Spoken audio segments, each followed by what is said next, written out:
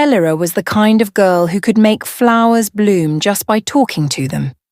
Her kindness wasn't loud or flashy, but it lingered in every word she spoke and every step she took. People in the village often whispered that she had her mother's soul, gentle, warm, and full of quiet strength. Her mother, Queen Arlena, had once been the heart of the kingdom, loved for her compassion and grace. But when a sudden illness took her away, everything changed. Elira's father, King Dorian, was never the same after Arlena's death. In his grief, he allowed the kingdom's advisors to persuade him into remarrying. They said the people needed a queen, and his daughter needed a mother. And so Lady Virella came into their lives. At first, Virella played the perfect role, kind in public, sweet in court, and always smiling when the king was near. But behind closed doors her eyes held no warmth. She watched Elira not like a mother, but like a rival. The girl was beautiful in a quiet way, full of potential that Virella feared.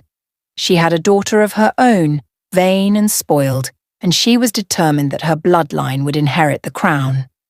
When King Dorian fell ill less than a year after the marriage, few were surprised. He had been broken by grief, they said. But Elira noticed the signs, the sudden weakness, the odd herbs in his tea, the way Virella never left his side. Still, she was just a girl, and no one would listen. When he finally passed, Virella shed no real tears. With the king gone, Virella's mask slipped completely.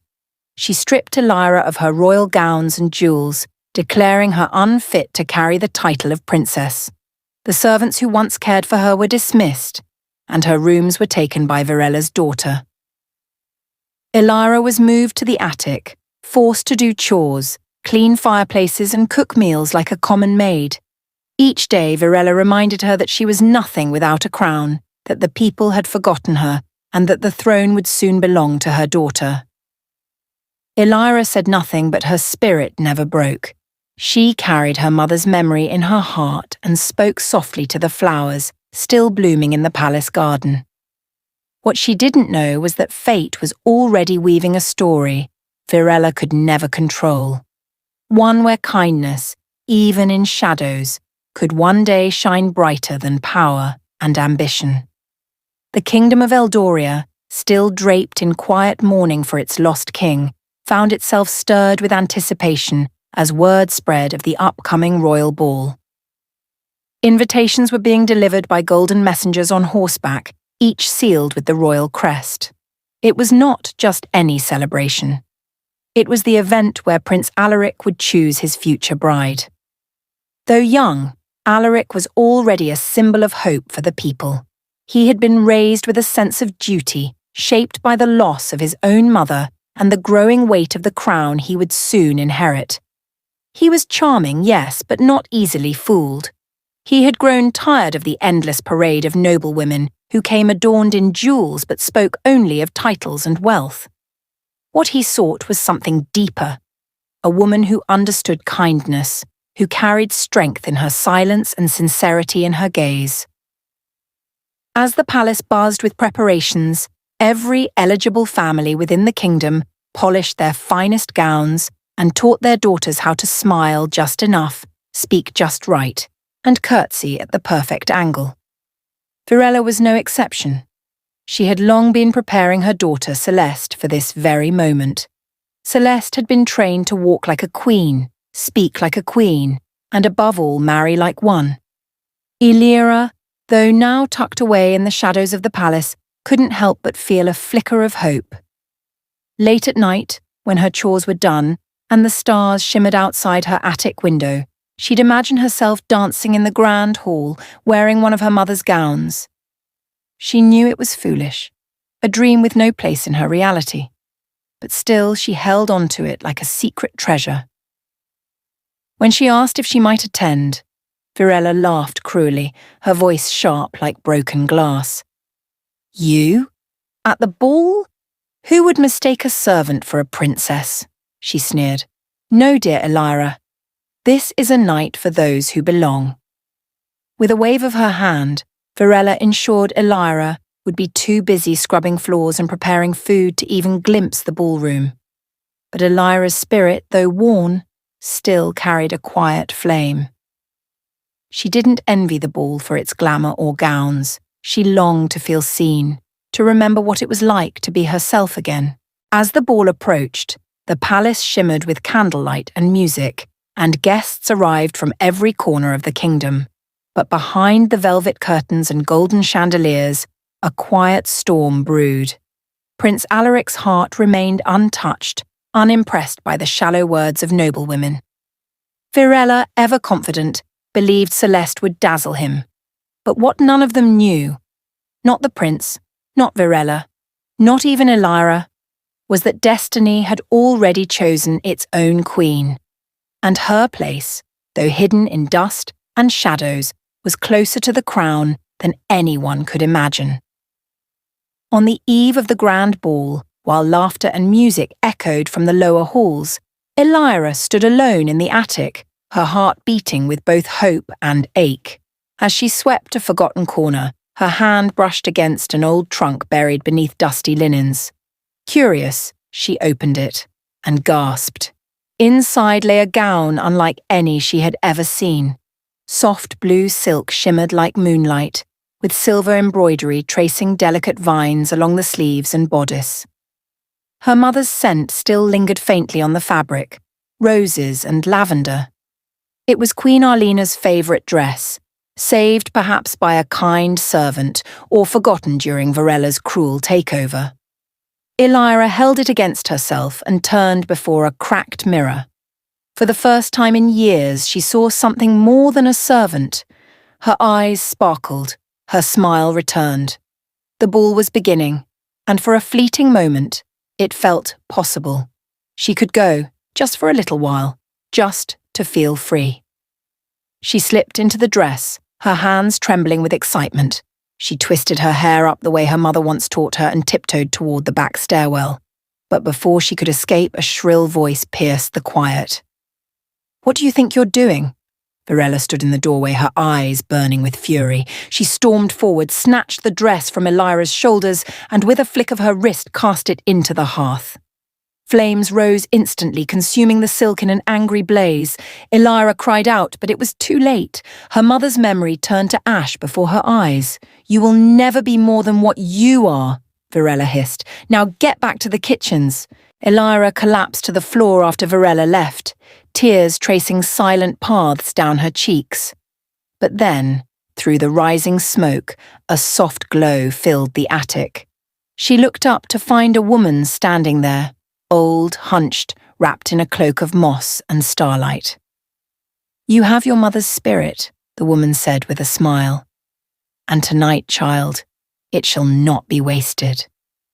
With a sweep of her hand, the ashes swirled around Elira, transforming into a gown far more magnificent than the one before. It shimmered like stardust, with threads of gold that caught the light like fire. Glass slippers formed on her feet, delicate yet strong. In the courtyard below, a grand carriage awaited, drawn by 4 white horses and glowing with enchantment. "Go, my dear," the woman whispered. "Dance, be seen, and remember who you are." Elira's eyes widened. "Who are you?" The woman's smile deepened. "A friend. But remember this, you must return before the clock strikes midnight. After that, the magic fades." Elira nodded, her heart pounding. She descended the stairs, silent as moonlight, and stepped into the waiting carriage. As it rolled toward the palace, she looked back only once, the flames of her past still glowing faintly behind her, and ahead, the future calling in the form of music, lights, and a prince she had yet to meet. The grand ballroom sparkled like a dream brought to life. Chandeliers dripped with crystals, music filled the air, and golden gowns twirled across marble floors. Nobles from every corner of Eldoria gathered beneath the vaulted ceiling, all eyes eagerly scanning the room for the prince, or, more importantly, for the chance to become his bride. When Elira stepped through the entrance, the world seemed to pause. Draped in her enchanted gown of stardust and light, She moved with effortless grace, her presence commanding attention though no one knew her name. Murmurs rippled through the crowd. Who was she? A foreign duchess? A princess in disguise? Even Prince Alaric, who had politely danced with a dozen ladies that evening, felt something shift the moment he saw her. Her eyes, though gentle, held stories. Her smile, soft and genuine, carried no pretense. She wasn't like the others. There was no mask, no performance, just a girl who moved as though the music lived in her bones. Without hesitation, he crossed the ballroom and extended his hand. "May I have this dance?" Elira, her breath caught in her throat, curtsied. "You may, Your Highness." As they danced, the room faded away. The music swelled around them like a private melody. Alaric asked her name, but she only smiled and said, "Names are just words. What matters is the soul behind them." Intrigued, he didn't press further. One dance turned into 3, then 5. Guests whispered in disbelief. The prince was enchanted. Varela, watching from the side with her daughter Celeste, was livid. She had poured years into grooming Celeste for this moment. Celeste, too, burned with envy. Her jeweled gown and polished smile meant nothing while the prince's eyes never left the mystery girl. "I don't care who she is," Varela hissed. "Find out and make her disappear." Meanwhile, Elira began to feel the weight of time creeping up her spine. The clock loomed at the edge of her vision, its hands nearing the hour of 12. The fairy's warning echoed in her mind. "I must go," she whispered to Alaric. "Wait," he said, holding her hand gently. "Will I see you again?" She hesitated. "If fate is kind." And then the first chime rang out. Midnight. Elira turned and fled, her heart pounding in rhythm with the bells. Down the palace stairs she ran, the magic gown glimmering like a falling star. Behind her the guards called out, the prince close behind, but she didn't stop. As she leapt into the carriage, a silver pendant slipped from her neck, landing on the cold stone steps. Prince Alaric picked it up, breathless and bewildered. It was simple but beautiful, a locket with a rose carved into its centre. He pressed it to his palm and made a silent vow. He didn't know her name. He didn't know her story, but he would find her. The girl who didn't need a crown to shine. The day after the ball, the palace was abuzz with speculation. Nobles and commoners alike whispered about the mysterious girl in silver, the one who had captured the prince's heart and vanished into the night. But Prince Alaric wasn't interested in rumours. He held the silver pendant she had dropped, clutching it like a clue to a riddle only he could solve. It was simple in design, but felt heavy with meaning. The delicate rose etched into its surface reminded him of her, soft yet strong, blooming in defiance of the world around her. He summoned his guards and declared that he would visit every estate, every village, every corner of Eldoria, until he found the girl who fit the pendant. His advisors protested, suggesting it was foolish to chase a fantasy, but Alaric stood firm. "She's not a fantasy," he said. "She's the only real thing I've known in a long time." Meanwhile, Varela seethed with rage. She knew the girl from the ball had ruined everything. Her plans, her daughter's future, her grip on the throne. And she suspected deep down that the mystery girl was Elira. But if the prince were to find her and learn the truth, everything Varela had built would come crumbling down. So she turned to her old magic. Dark, dangerous spells passed down through blood and shadows. She crafted illusions around her daughter Celeste, altering her features and aura to match what the prince might remember. Then she forced the pendant into her daughter's hands, binding it with a spell meant to make it glow falsely in her presence. When Alaric arrived at their manor, Celeste greeted him with her best imitation of Elira's grace. The pendant shimmered faintly in her palm, just enough to cast doubt. But as she spoke, her words felt empty. The prince asked questions, and her answers faltered. The spark was missing. The soul he had danced with was not there. Unconvinced, Alaric continued his search, guided only by instinct and the pendant's occasional glimmer. Days passed. villages blurred. Elira, hiding in the palace gardens where her mother once taught her to plant wildflowers, believed she had missed her only chance. She had no gown now, no magic, and certainly no reason to think a prince would recognize her beneath soot-stained hands and a servant's apron. But fate is a curious thing. One evening, as the sun dipped low and bathed the garden in golden light, Alaric wandered the palace grounds, pendant in hand. As he approached a patch of roses, the locket began to glow, softly at first, then steadily, pulsing like a heartbeat. There, kneeling in the dirt with soil-streaked cheeks and a quiet determination in her eyes, was Elira. She looked up, startled, and froze. "You," he breathed. I didn't think you'd come," she said, rising slowly. Alaric stepped forward, holding out the pendant.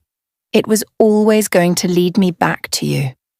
And in that moment, beneath the fading sun and the blooming roses, the prince and the girl from the ball stood face to face, no gowns, no titles, just truth. The palace rejoiced when the mysterious girl was found. Though no one knew her name, everyone knew the look in Prince Alaric's eyes. It was love, unmistakable and pure. Whispers turned to cheers as he led Elira through the palace gardens, declaring that he had found the one who had captured his heart at the ball. But not all hearts celebrated. Virella watched with fury from the shadows. Her carefully laid plans were unravelling thread by thread, and at the centre of it all stood the girl she had tried so hard to erase. She couldn't let Elira rise, not after years of manipulation, secrets, and the blood that had already been spilled. Desperate, she decided to strike before the kingdom could accept Elira as anything more than a servant in stolen clothes.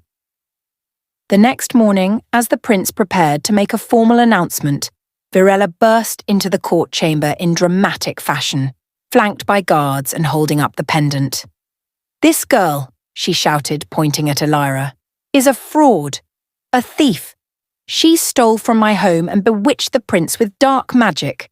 I have seen the spells, the unnatural glow of that pendant in her hands. She is no princess, she is a witch." Gasps filled the hall. Elira stood frozen, her eyes wide but calm. She said nothing, not in defence, not in protest. Prince Alaric stepped forward, demanding evidence. Virella produced torn fabric she claimed was from the stolen gown, charred remnants of the burned dress, and a twisted tale of Elira using forbidden magic to deceive the royal family. The court, bound by tradition, declared a public trial must be held. Nobles and commoners alike gathered, drawn by curiosity and scandal. Elira was summoned before them, and though she could have told the truth about the attic, the abuse, the lies, she remained silent. When asked why, she lowered her gaze and said softly, "To speak would dishonour my father's memory. He loved her once. I will not drag his name through the mud, even if it costs me everything." Her silence was mistaken by many as guilt. Some nodded in grim approval, others whispered in doubt. But Prince Alaric wasn't swayed by appearances. He had seen the truth in her eyes long before the pendant led him to her. He began his own quiet investigation, using his authority to access palace records and speak to old servants who had been dismissed after King Dorian's death. Slowly, a darker picture came into view. One of poison, manipulation, and a queen who rose too quickly after a king's fall. He found hidden correspondences, letters with strange symbols, and even an old apothecary who once supplied Virella with herbs that were banned within the castle walls. Piece by piece, he uncovered the web Virella had spun for years. The trial continued, but the tide was turning. Though Elira remained silent, truth had found its voice elsewhere. And Virella, for all her cunning, was beginning to lose the very thing she clung to most: control. The royal court buzzed with tension as the trial entered its final days. Elira stood with quiet dignity, her hands folded, her eyes steady, refusing to speak against Virella, even as accusations swirled around her. But while she remained silent, truth had begun to stir in the dark corners of the palace. Prince Alaric, driven by both justice and love, had spent sleepless nights following every trail that hinted at the stepmother's lies. And then, deep within the royal archives, hidden behind old ledgers and forgotten scrolls, he found them. A bundle of letters sealed with the late King Dorian's crest. They were addressed to Elira, written in her father's hand. Most had never been delivered. In them, he wrote of growing suspicion toward Virella, her obsession with control, her coldness, and the strange illness that had begun to plague him not long after their marriage. One letter, the final one, was chilling. If anything happens to me, my dearest Elira, know this. It was no sickness of the body that took me, but a sickness planted in my cup. Virella is not what she pretends to be. Protect yourself, and forgive me for not seeing it sooner. Prince Alaric presented the letters to the court. Gasps echoed across the chamber as the truth unfolded like a storm. A royal physician, once silenced by bribes, finally stepped forward to confirm that the king's symptoms were consistent with slow poisoning. The apothecary admitted to selling deadly herbs to Virella, disguised as tonics. One by one, the lies cracked and crumbled. Cornered and furious, Virella abandoned all pretense. She stormed into the centre of the court, her eyes wild, her voice sharp with venom. With a dagger hidden in her cloak, she pulled a dark charm from her sleeve, a curse meant to silence Elira forever. She screamed incantations in an ancient tongue as black smoke curled around her fingers. But before the curse could strike, Elira instinctively held up the silver pendant, her mother's charm, now glowing with a radiant light. The dark magic recoiled, twisted, and turned inward. Virella let out a shriek as the curse exploded in her hands, leaving her collapsed and powerless on the marble floor. The silence that followed was heavier than thunder. Celeste, her illusion shattered, fell to her knees beside her mother, begging for mercy. But the court had seen enough. Prince Alaric stepped forward and declared the judgment. Lady Virella, for treason, attempted murder, and the death of King Dorian, you are hereby stripped of your title and banished from Eldoria. Celeste, for your silence and deceit, you will share her fate. Let this kingdom remember that truth, no matter how deeply buried, will always rise. Virella and her daughter were escorted out of the court, their heads low, their power gone. And for the first time in years, Elira stood beneath the palace lights, not as a servant or a shadow, but as a woman free, her past vindicated and her future finally beginning. In the weeks that followed Virella's banishment, Elira's story spread like wildfire across Eldoria.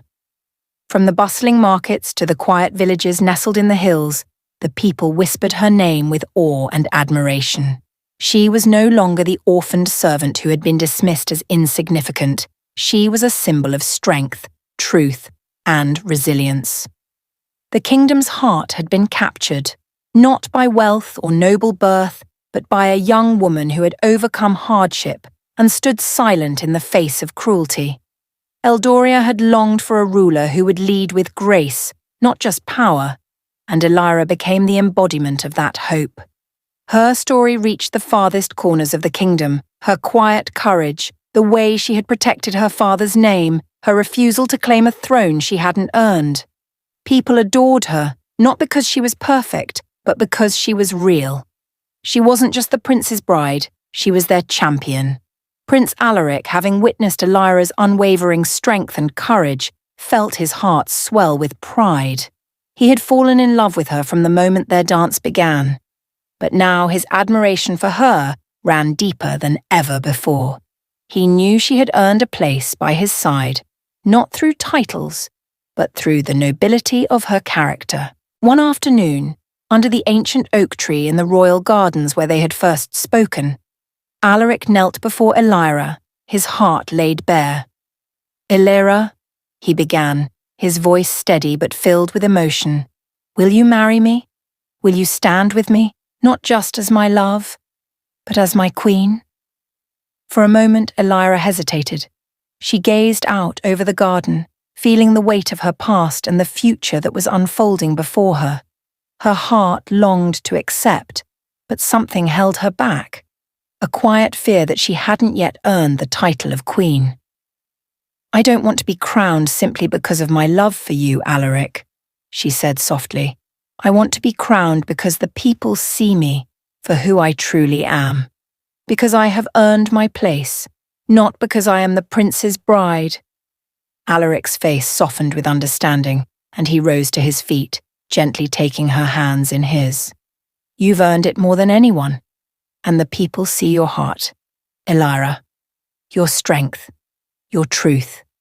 You are more royal than any born noble because your heart is as pure as the crown you'll wear." As he spoke, Queen Irina, Alaric's mother, appeared from behind the garden's archway, her presence calm and wise. She had watched the young woman with silent approval, her heart touched by Elira's unwavering integrity. Stepping forward, she took Elira's hands in hers. "Child," the Queen said, her voice filled with grace, "you've already proven yourself to be a queen in every sense of the word. You've shown the kingdom what it means to rule with compassion, with honor, and with a heart that cannot be swayed by power. My blessing is yours, Elira. You are more royal than any who sit upon the throne by blood alone." Tears welled in Elira's eyes as she looked at the Queen, then at Alaric, and then back at the kingdom beyond. The weight of the moment settled upon her, and her heart swelled with a quiet understanding. She had earned this. "Yes," she whispered, her voice steady and sure. "Yes, I will marry you, and I will stand by your side. Together we will rule, not as king and queen, but as equals, bound by love, truth, and the people who believe in us." The news of their engagement spread across the kingdom, and preparations for the coronation began in earnest.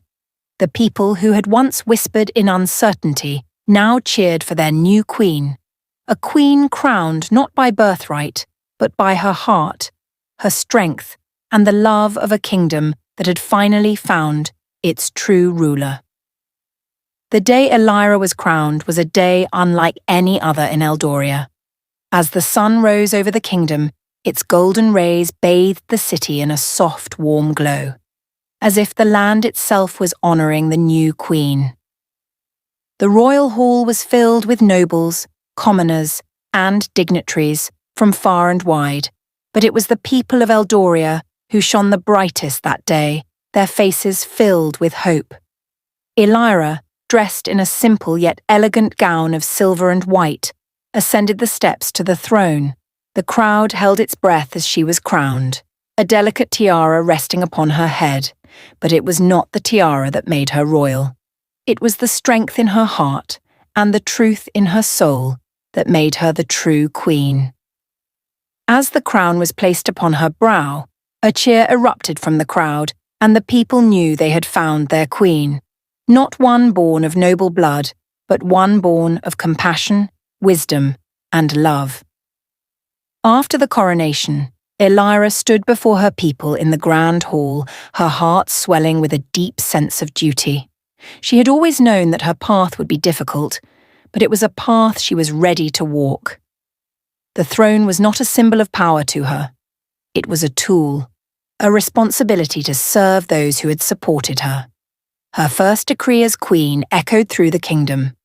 "I declare that a portion of the royal treasury be dedicated to the care and education of orphans, and that all children, regardless of their birth, have the right to live a life free from poverty and fear. Eldoria will build schools, foster homes, and support for those in need. No child in this kingdom will ever feel alone again." The people cheered, for they had long seen the struggle of the poor and the orphaned.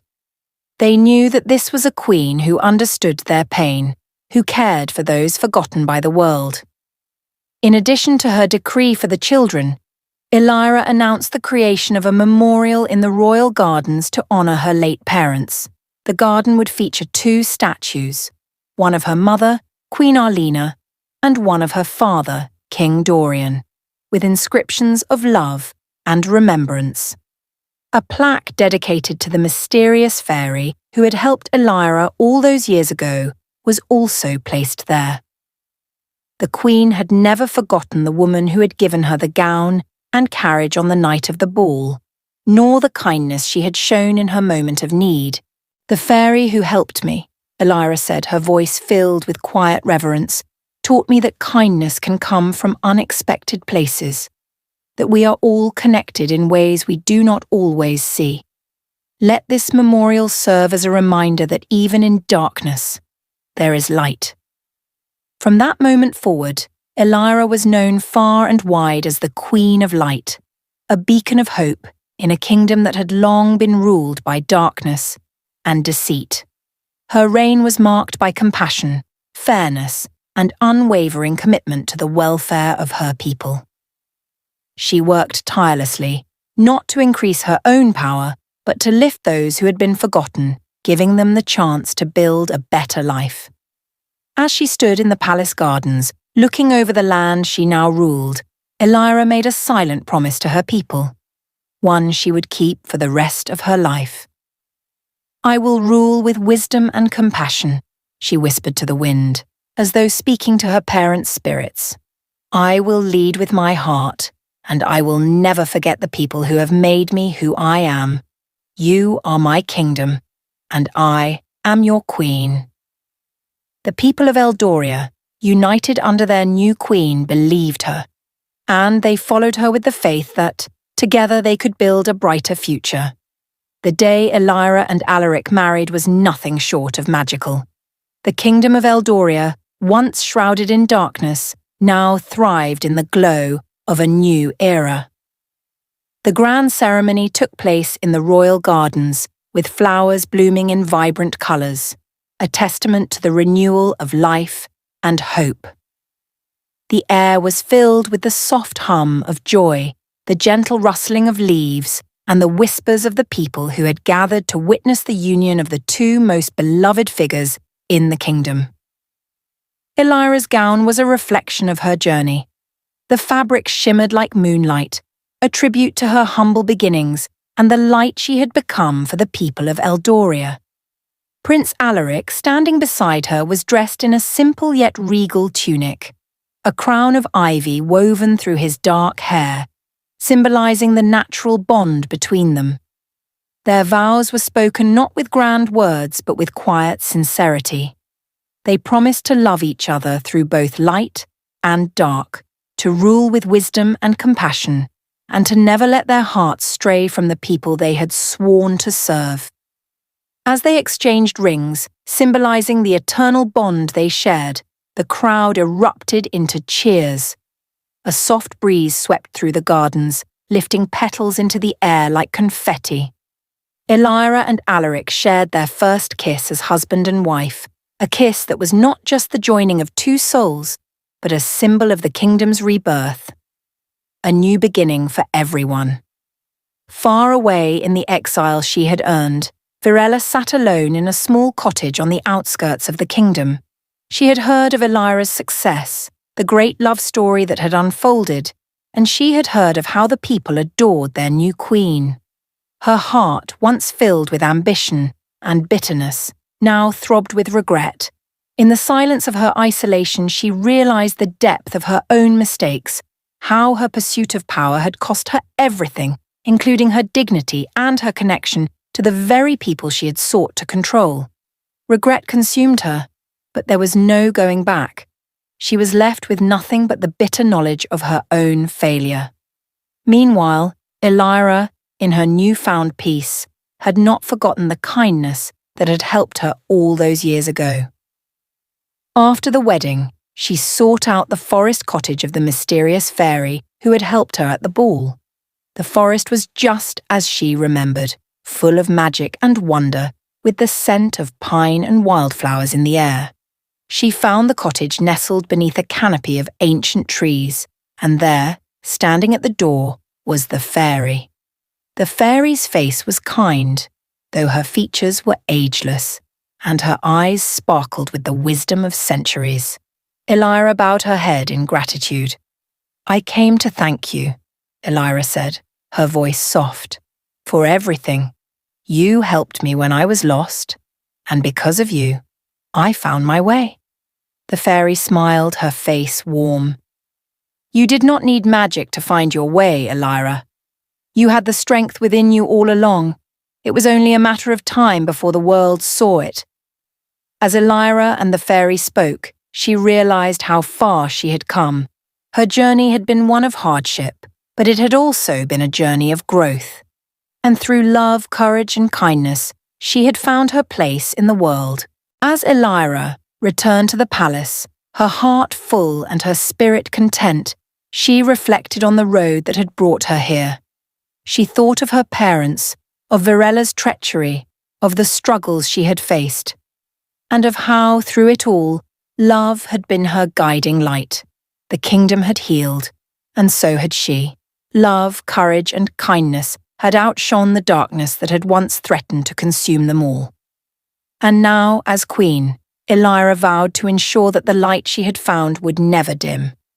In the end, the story was not just about the triumph of good over evil, but about the resilience of the human spirit.